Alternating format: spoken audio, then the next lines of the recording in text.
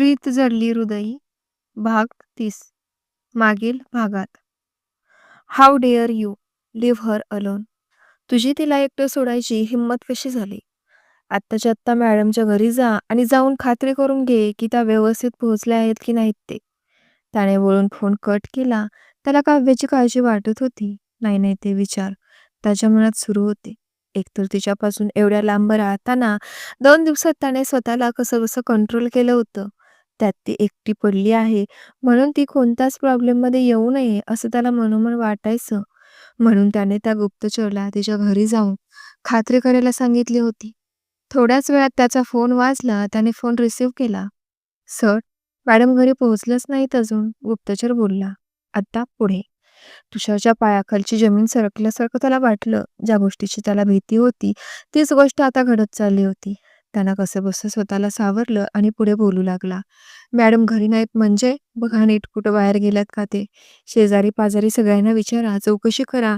काही माहिती मिळते का ते पहा. तुम्हाला काय, मी फक्त तिला पाहायचे पैसे देत नाही. तिची प्रत्येक गोष्टीची खबर ना खबर मला झालीच पाहिजे. आणि ही माझी शेवटची वॉर्निंग आहे, समजलं? त्याने सगळ्या बॉडीगार्डांना पण सूचना देऊन ठेवल्या होत्या. येस सर, ओके सर बोलून त्या बॉडीगार्डने फोन ठेवून दिला. तसं तुषारने त्याचं अंग बेडवर झोकून दिलं. त्याच्या कपाळावरच्या शिरा उठून दिसत होत्या.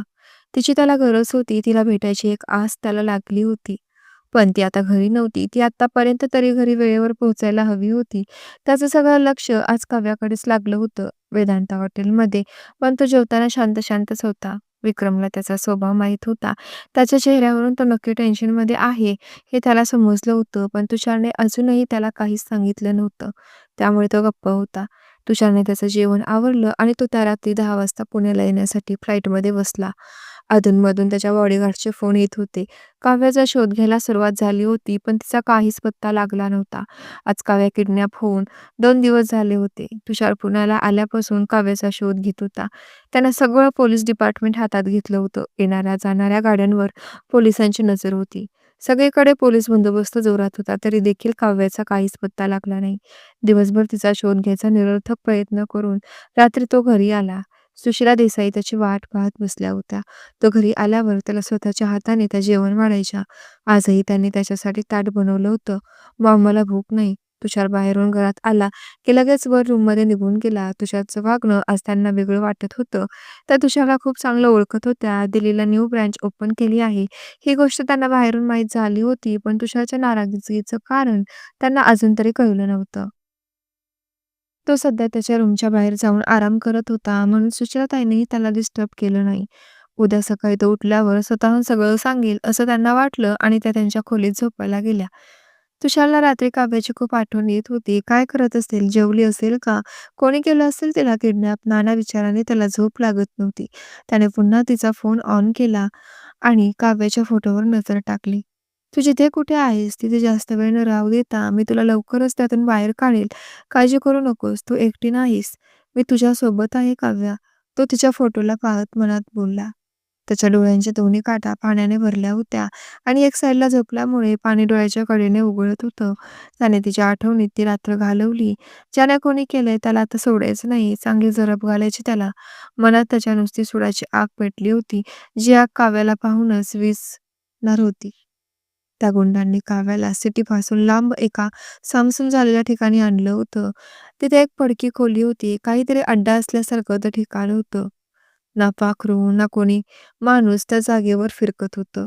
काव्याला तेथील बंद खोलीत कोंडून ठेवलं होतं. तिचे दोन्ही हात आणि पाय खुर्चीला बांधले होते. तिच्या तोंडात कापसाचा बोळा कोंबून ठेवला होता. त्यामुळे तिचा आवाज रूमच्या बाहेर जात नव्हता. थोड्याच वेळात खोलीचा दरवाजा उघडला. काव्याची नजर त्या दरवाजाकडे गेली. दरवाजातून एक काळ्या कलरचा माणूस आत आला. त्याचे डोळे मोठे मोठे होते आणि लाल झाले होते. तो माणूस हळूहळू पाऊल टाकीत तिच्याकडे चालत येऊ लागला. काव्या अगोदरच घाबरली होती. तिला अगोदरच भीती वाटत होती. कसंबसं स्वतःला वाचवायचा निरर्थक प्रयत्न करत होती.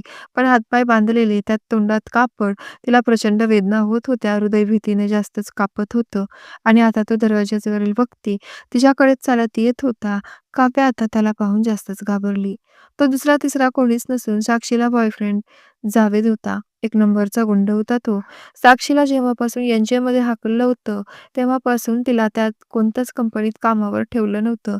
खरं तर जावेदच्या मदतीने तिने अनेक कंपन्या लुटल्या होत्या. काळे कारनामे करून पैसा गोळा केला होता आणि तो जावेदच्या हातात दिला होता. तिने एन-जी-ओमध्ये काळा कारनामा केला होता आणि आरोप काव्यावर केले होते. त्यामुळे तिला तिचं एच-आर पद गमवावं लागलं होतं. तिच्या वाईट कर्माचं फळ तिला मिळालं होतं. तुषारने तिची कंपनीतून हकालपट्टी केली होती, पण जेव्हापासून त्याने काव्याला एच-आर केलं होतं, तेव्हापासून तिच्या मनात नुसती ज्वालामुखी तयार होत होती. तिने काव्याबरोबर तुषारला देखील उद्ध्वस्त करायचं ठरवलं होतं.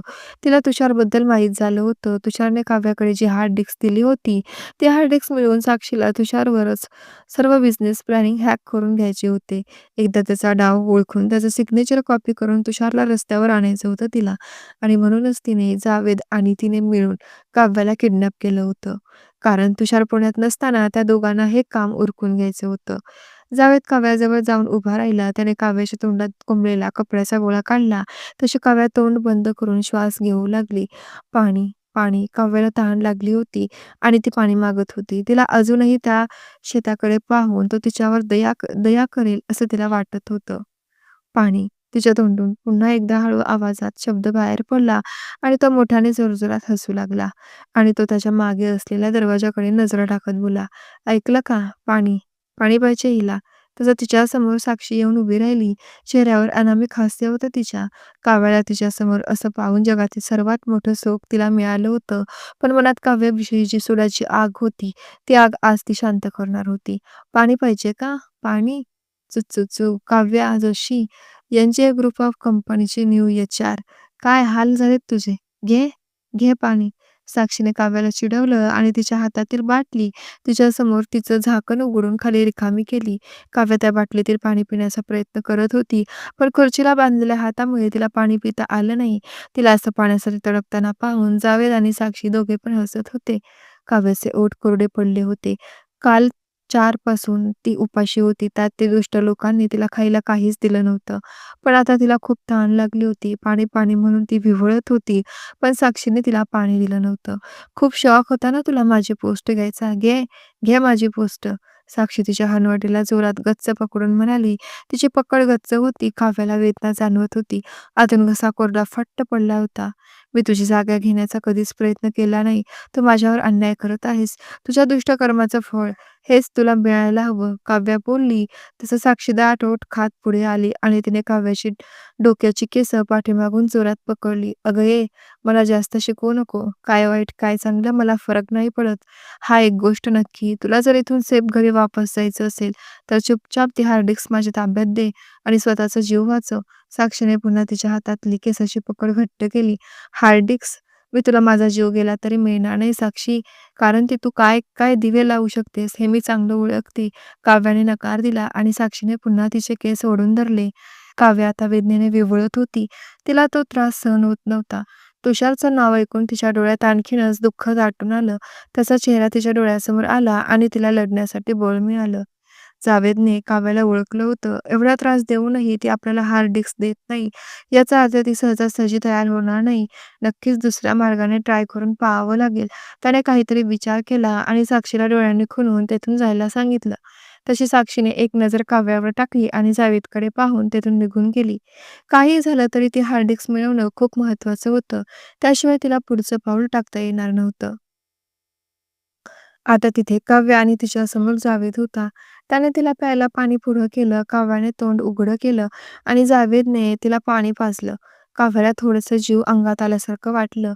जावेदचं असं अचानक बदललेलं वागणं पाहून काव्या पण थोडी विचारात पडली होती. "हे बघ पोरी, मी फक्त तुला हार्ड डिस्क मागतोय. जे तुझ्या जवळच आहे, तुझी जपून ठेवली आहेस, गपचूप ते माझ्या हातात दे.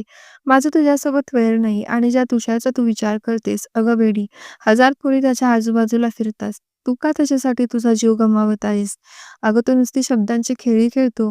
तो फक्त तुझा वापर करून घेतोय तुझ्या, तुझ्या हुशारीचा. त्याच्या प्रेमाला खरं समजून खूप मोठी चूक करत आहेस तू. साक्षीसारखं तुला पण उद्या कंपनीतून हाकलून बाहेर काढून टाकलं तर? मग काय करशील तू? माझं ऐक. ते हार्ड डिस्क माझ्या हातात दे. मी तुझ्या नोकरीला धक्का पण लागू देत नाही. तुझाही जीव वाचेल. तू पण सेफ आणि मी पण सेफ." जावेद एकदमात बोलून गेला. बोलताना तो तिच्याकडे पाहून मिश्किल हसत होता. खरंच होतं का ते? हो, त्याच्या मागे असतील पण भरपूर मुली. शेवटी सीईओ होता ना तो. आणि तन्वी पण होती ना मग त्यांच्या आयुष्यात. तर मैत्रिणींनो, काय वाटतं तुम्हाला? काय होईल पुढच्या भागात? पाहत रहा प्रीत झाले हृदयी भाग 31 मध्ये.